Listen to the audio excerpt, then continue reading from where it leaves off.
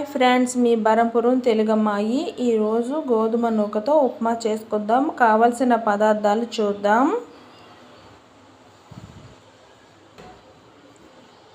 ఆవాలు, మినపప్పు, జీలకర్ర, శనగపప్పు, జీడిపప్పు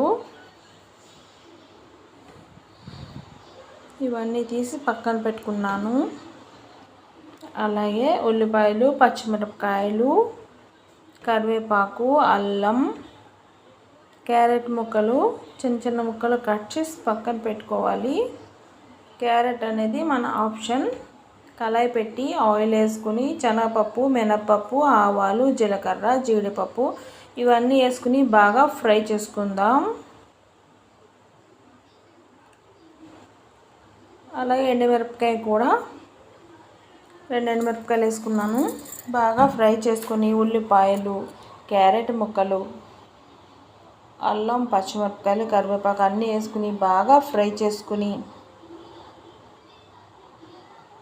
ఒక గ్లాస్ నూక తీసుకున్నాను నేను.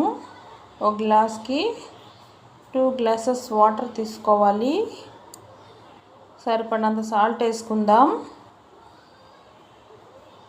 బాగా బాయిల్ అయిన తర్వాత నూక వేసుకొని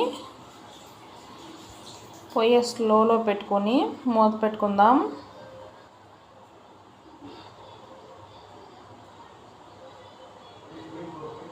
ఉప్మా రెడీ అయిపోయింది.